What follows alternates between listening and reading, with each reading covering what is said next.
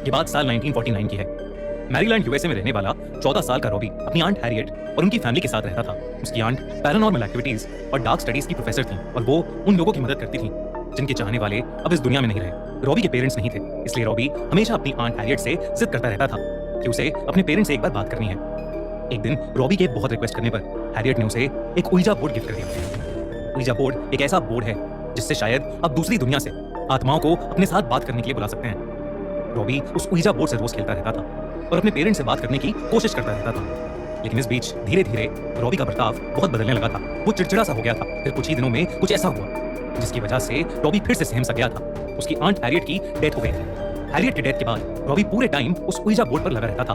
वो अपनी आंट से बहुत प्यार करता था और वो किसी भी कीमत पर उनको वापस बुलाना चाहता था।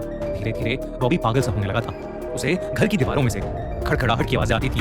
कभी उसे ऐसा लगता था कि जैसे उसकी आंट उसे पुकार रही हैं, तो कभी उसे लगता था कि वो किसी से लड़ रही हैं। कभी उसे किसी औरत के रोने की आवाज आती थी, तो कभी उसी औरत के जोर जोर से हंसने की आवाज।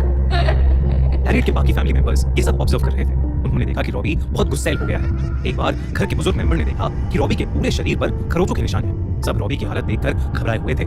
लेकिन फिर एक शाम कुछ ऐसा हुआ जिसने इस घबराहट को रोंगटे खड़े कर देने वाले डर में बदल दिया। उस शाम घर पर रॉबी के अलावा और कोई नहीं था। रॉबी उस उइजा बोर्ड से अपनी आंट हैरियट को बुलाने की कोशिश कर रहा था। कुछ देर तक तो कुछ भी नहीं हुआ, मगर फिर अचानक घर के सारे दरवाजे और खिड़कियां बजने लगे। वो एक पैटर्न में 3 बार बज रहे थे और फिर रुक रहे थे। अचानक रॉबी का सर घूमने लगा और उसने देखा कि 2 काले साए उसके कमरे में चारों ओर तेजी से घूमने लगे हैं। साथ ही साथ उसके कमरे की सारी लाइट्स तेजी से जलने बुझने लगी थी। रॉबी बहुत ज्यादा डर गया और वो भागकर अपनी आंट के बेडरूम में चला गया। उसने वहां देखा कि उसकी आंट बिस्तर पर बैठी है और उनके सारे बाल बिखरे हुए हैं और वो अपने बालों में कंघी कर रही। घबराए हुए रॉबी ने अपनी आंट को आवाज लगाई, मगर वो कुछ बोली ही नहीं। तभी उस बिस्तर पर बैठी औरत ने अपने बाल अपने चेहरे के सामने से हटाए और वो रॉबी की तरफ देखने लगी। उसका चेहरा देखते ही रॉबी की रूह कांप गई। वो औरत उसकी आंट नहीं थी, बल्कि कोई और थी जिसका चेहरा बेहद भयानक था। उस औरत की आंखें सफेद थीं और उसके गले हुए चेहरे पर कीड़े चल रहे थे। वो बहुत ही डरावने ढंग से रॉबी की तरफ देखकर हंस रही थी और अपनी जीभ निकाल रही थी। सहमा हुआ रॉबी जैसे ही रूम से बाहर भागने के लिए मुड़ा, उसके सामने एक डीमन खड़ा था जिसके लंबे लंबे दांत थे और लाल आंखें थीं। रॉबी उसे देखकर वहीं जम सा गया, जैसे वो किसी के वश में आ गया हो। वो वहीं खड़ा रहा और उस रूम का दरवाजा खुद ब खुद बंद हो गया। देर रात को जब हैरियट के फैमिली मेंबर्स वापस आए तो उन्होंने देखा कि रॉबी खून से लथपथ खड़ा है और उसके हाथ में एक चाकू है और दूसरे हाथ में पड़ोसियों की मरी हुई बिल्ली, और वो उस बिल्ली से उसका मांस निकाल निकाल कर खा रहा था। लेकिन जैसे ही उसने बाकी फैमिली मेंबर्स को देखा, वो गुस्से से पागल हो गया और सब पर एक बहुत ही भारी आवाज में चीखने लगा और फिर कुछ ही पलों में बेहोश हो गया।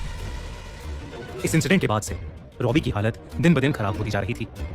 जब किसी साइकियाट्रिस्ट को कुछ समझ नहीं आया तो हैरियट की फैमिली ने 2 प्रीस्ट्स को अप्रोच किया और उन प्रीस्ट्स के घर पर पैर रखते ही रॉबी पागलों की तरह चिल्लाने लगा।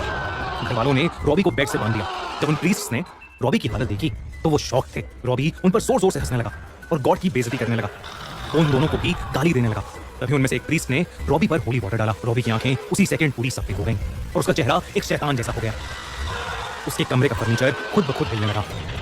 प्रीस्ट अपने चांट पढ़ने लगे और रॉबी अचानक दर्द से चिल्लाने लगा। एक जोर की दर्दनाक चीख के बाद वो बेहोश पड़ गया।